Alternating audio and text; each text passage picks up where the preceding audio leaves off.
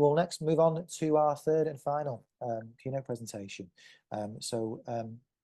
Really pleased to introduce Peter Grimley, who is, a lot of you may know very well, is the Director of ICT and Digital Change at Clanmore Housing Association over in Northern Ireland. Peter, looking forward to this. Feel free to take over your screen. Yeah, thanks very much. So I've come at this, I was asked to sort of challenge AI in terms of what we're doing at the minute. So as a bit of an intro, I'm Peter Grimley. I'm Assistant Director of ICT and Digital Change. I haven't got a promotion yet to Director, but I can hold out and hope. Clanmill's a housing association based in Northern Ireland, and we provide homes to around 13,000 customers. I've just been in the post over a year, completely new to social housing. Previously, I'd have been in education, then consulting, and then into fast-moving consumer goods. And today, hopefully, I can offer up some opinions. And I haven't been talking to Cliff in advance. And I'm going to cover off the state of the market, how the boom's being formed, which I think as decision makers we need to be aware of. I'm going to cover off what's in it for the customer, a bit around governance, a bit around the environment, which is a huge issue in the Republic of Ireland, what our AI strategy is, and then what our current focus is. So if I move on to the state of the market, if we look at the Gartner Emerging Technologies Hype Cycle that was just released in August, generative AI is starting to move from the peak of inflated expectations into the trough of disillusionment.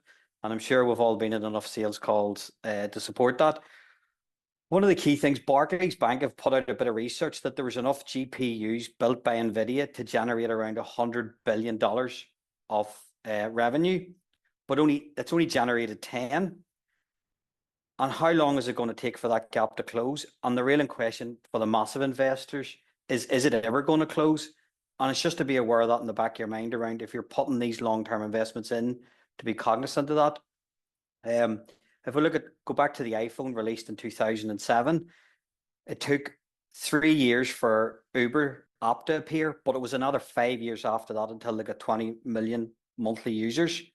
But what is clear is Boston Consulting Group are now generating 20% of their revenues through generative AI. So this whole generative AI is great for consultant partners. In terms of what it can do, Copilot and other systems they're doing stuff around the edges and they're worth looking at, but there's been nothing so far that's generated the returns promised in terms of the capital that's been invested so far for investors. And then I know this was covered off in a previous point, but I think it's really important. Steve Jobs coined this in the late 90s. I'll not read the quote out, I'll let you read it for yourselves. But there's a lot of hype around the technology, and I'm getting it from executives, from board members and other colleagues in the business. They're asking for AI, and it's what can we do with AI? What's our AI strategy? But it's misplaced, and they're falling into the trap that Steve Jobs highlighted. I've attended a lot of forums recently, and everybody's asking everybody else, what are they doing around AI? What are they doing around the AI? But we need to look at it from the customer point of view, which is our tenants. And if we look at the past, there's numerous examples of where this has gone wrong in the past. You had Google Glass, which had $500 million of investment that ultimately went nowhere. With the metaverse, with Facebook, where billions have been invested, again, it's ultimately gone nowhere. And only a few years ago, everybody was getting involved in blockchain, and there was a lot of noise. But again, ultimately, it went nowhere. It was meant to be ubiquitous, and it's anything but. And the other thing from a decision maker's point of view is the demo is easy, production is hard. So if you're seeing a demo of a system, that's the easy bit. Actually getting it into production, building the processes around it, that's the really difficult part. And Matthew Prince of Cloudflare, he's also started to highlight, where at the minute we deal with deterministic systems. So we know within a boundary what a system will do, and it's almost cogs, it's going through, we're really clear. As we start to move into AI, and it's been covered off there with a couple of the risk questions, we're moving into a non-deterministic system. So we're not actually sure how it's getting to where it's meant to be. So leads on to the next thing about governance. As I've called out, will A plus B always equal C? If we run a simulation multiple times, different reasoning can be used. How do we start to even begin to govern this? And if we look back to one of the key findings from the Horizon scandal, it was the lack of transparency about the Horizon system's problems. was one of the major significant issues. That was a system where certain people knew about the problems. If we're implementing these systems and we're not even sure if there's a problem, the governance layer is just an absolute nightmare. And as an example, if a tenant reported a squeaky floorboard, at the same time, there was also tenants saying we've no heating during winter. Historical data could say, right, the quick, easy fix here, and it's a health and safety risk, is let's get somebody out to fix the floorboard. It can be done same day. Let's get that done. And it's prioritizing that ahead of other more complex issues because it'll hit its targets. That's something that obviously human intervention wouldn't do, but an AI system, it's perfectly reasonable. And it's those edge cases where the hallucinations that AI has can potentially have a massive impact. And then I'd mentioned the environmental impact in Ireland. So in the Republic of Ireland, there's really major issues now around power generation. It's become a real political hot potato and major planning issue. As an example, in Dublin, a lot of local councils are saying we can't build any more data centres or allow them in, but the government come in and actually override the decision. And it's a whole impact knock on housing in the Republic. When we went from on-premise to cloud solutions, the electricity usage didn't actually increase dramatically because inefficient systems were getting replaced with more efficient systems, although the overall data center footprint grew. So it's going to be huge. And like 1/5 of Ireland's electricity is used in data centers. It's a huge, huge issue. So if I move on to where our AI strategies at, and I don't know how this aligns with where other people in the room are at. Our strategy is sort of let other people make the bleeding edge discoveries, and we're going to sit back and see where the dust settles. We're looking from a horizon scanning point of view, what's going to work. Like, look at the levels of investment that massive organizations are making with some of the smartest people in the world. Let them do all the heavy lifting and come out with a killer app. That could still be 2 or 3 years away. But we do realize AI has a use case. One of the things we're going to explore over the next 18 months is we're going to look at a small pilot to utilize Microsoft Copilot just to try and improve some back-end staff efficiency. We're going to do that and then use them figures to see, is it actually worth building out a business case to further roll that out in the organization? We're going in fully aware of the limitation and that the technology only works alongside staff, and it's to make them more efficient, not to actually reduce headcount. But again, coming back to the large investments, I'll need to see solutions that have a clear business case can be built upon, and more importantly, deliver value. And we need to have clear measures of success there, that when we do a post-project review, there's tangible benefits that will have been identified. And if I just talk around our current focus, like our friend Yusuf here from the Turkish shooting team, it's all about keeping things simple for me. We're currently working on our next 3-year company-wide strategy. Our digital strategy is going to be refreshed as part of that, and we're also going to supplement it with a new data strategy. And again, the key pillars of the data strategy, it's back to basics. We're going to look at consolidating our systems. Our friend Alan on the call knows all the pain we're suffering at the minute around. The previous strategy was to implement the best in class everywhere and then integrate them. Poses a massive challenge from a data management point of view. In terms of data governance, we want to improve that within the organization, having defined data owners alongside updated policies and procedures. We've also started a project on data quality, and we're introducing data quality dashboards across the business, and we're starting to define standards for accuracy, completeness, and consistency. And alongside that, we're now starting to plan out data literacy, because we want to improve decision making at all levels of the business. And we believe that's the way to drive compliance, use the carrot rather than the stick. And they're all core concepts, but it's back to basics. And I think this is a lot simpler and deliver more value versus trying to be bleeding edge and deliver AI. And if anybody wants to reach out and have a chat, there's my contact details. Excellent. Thank you, Peter. Data centers over housing is a grim thought, isn't it? Goodness me. Yeah, it's a really interesting challenge. The Republic of Ireland in particular has massive issues around this, and obviously, going from on-premise to a cloud system, it's around 2 times more efficient. But going from task-specific software to generative AI, you're looking at 33 times more carbon usage, more energy usage. So yeah, the Republic of Ireland's got massive problems because the government, from one point of view, wants the money and wants the big American companies in particular basing as much of their base there. And obviously, it's now the only English-speaking country that's in the EU, which is a whole other issue. So more and more companies want to base their data there. But how does housing sit alongside that? Sure, my colleague Mark Contrell will have a few thoughts on this one. I'm thinking the data centers become housing. That's where Mark's thoughts are going. Have you got any questions for Peter, please? I've got one quick one. I mean, I did have a few pop into my head, but you answered them. But I've got one. You were on about some of the quirks of AI, like the hallucinations and stuff like that. And you've mentioned the power-hungry, water-thirsty data centers.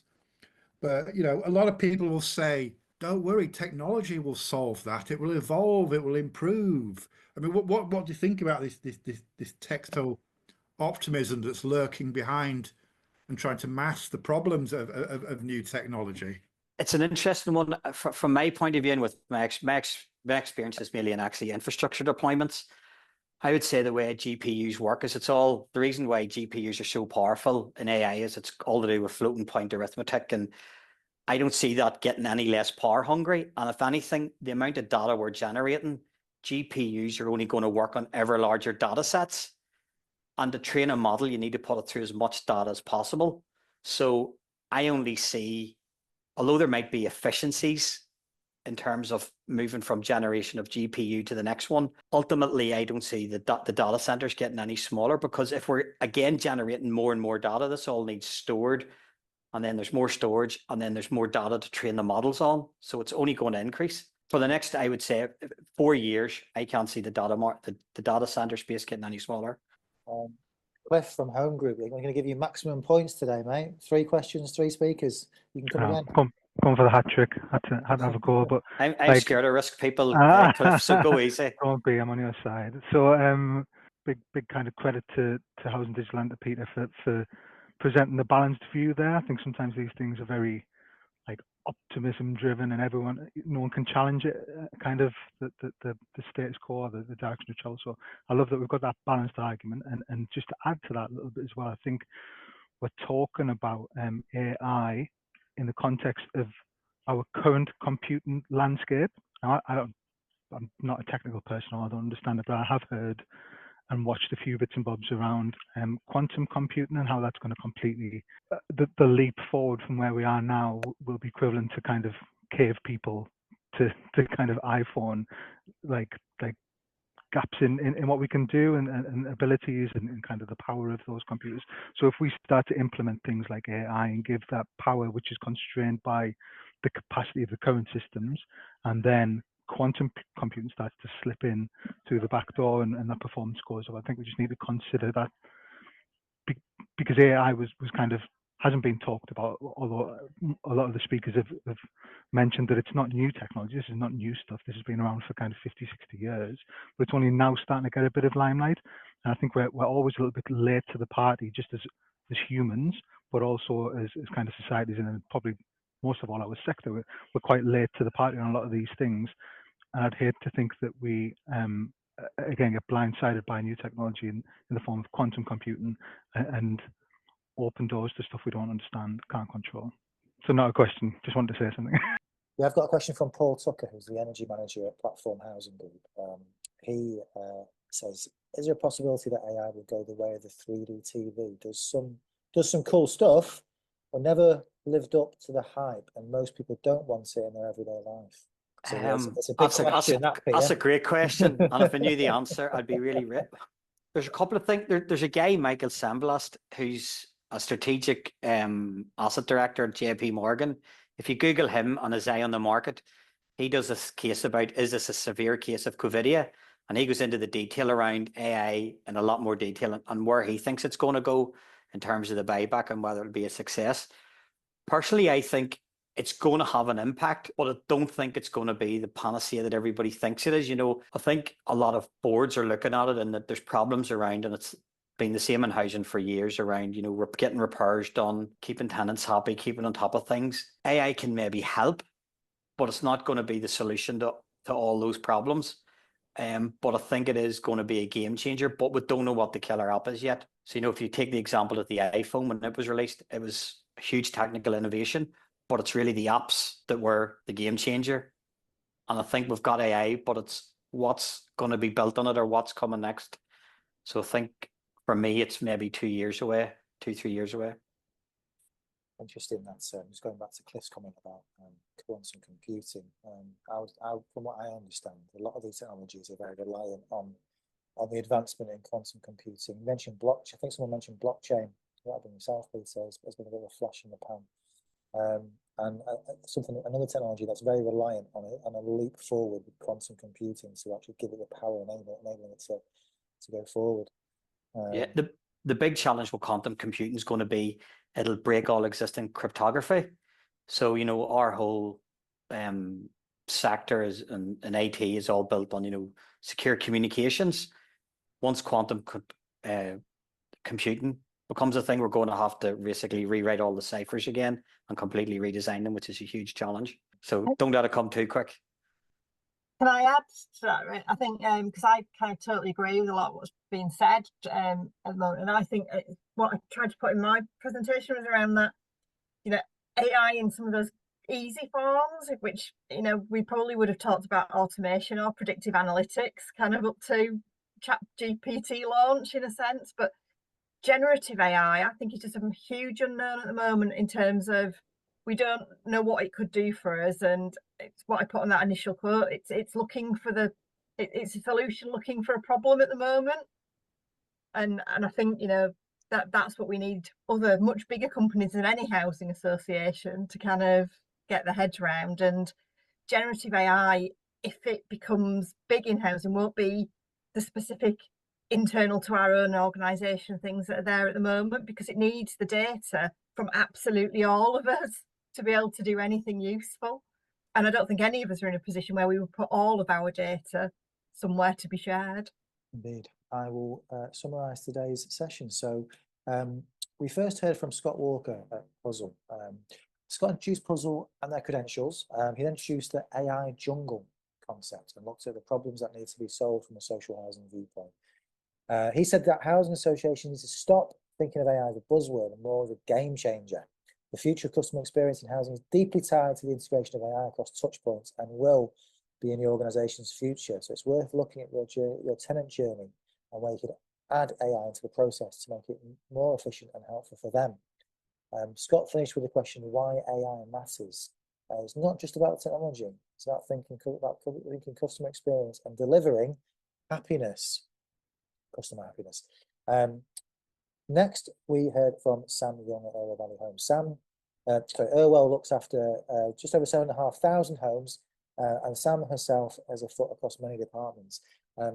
AI to Sam is there to enable and help. It's not autonomous. It won't replace humans, but maybe humans using AI will replace those that don't. Sam split AI into repetitive tasks as well as generative AI. Generative AI is obviously the most exciting of the two. When you consider ChatGPT is now at 100 million users, and it's only 2 years old. So this is the future. But the opportunity now is to deliver value from data and to change the course of outcomes.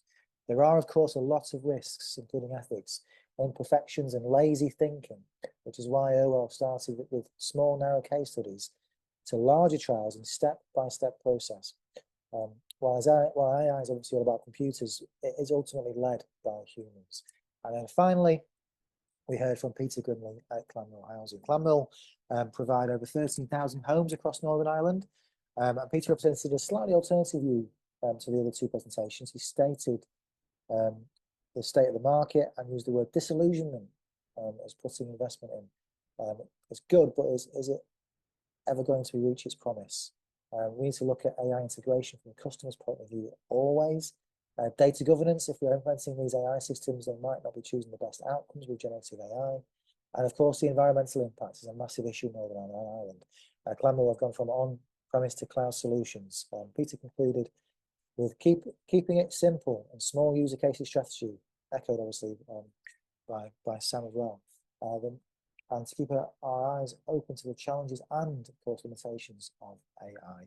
And finally, I'll finish things with a soulless plug for our live event, the Housing Innovation Show, which takes place on the 12th and 13th of February at the ICC, right in the city centre of Birmingham, where the National Housing Fed annual conference used to take place. So I hope to see you there. It's completely free of charge. Delegates are completely free of charge to attend. If they work for a housing association or a house builder or not, if they work in housing, totally free of charge to attend. I hope to see you there. I think our audience target is 1,000. I think we're already over 700, so well on our target. So if you haven't already signed up, please do so. Obviously, we've got a live AI build as one of the presentations, where we basically take a problem from the audience, create an AI solution, live AI hack live on stage. We've also got a live hack as well, I believe, where somebody in the audience gets their social account hacked live on stage. So hopefully we'll be one of those people. I think we agree that before we do that, whatever that is. But hope to see you there. And once again, massive thank you for attending today. If you want to follow with any of our stakeholders, please feel free to do it directly through LinkedIn or message me, and I can introduce you, or vice versa. But other than that, bang on 2 o'clock. We'll call it a day. Please enjoy the rest of your Wednesday afternoon.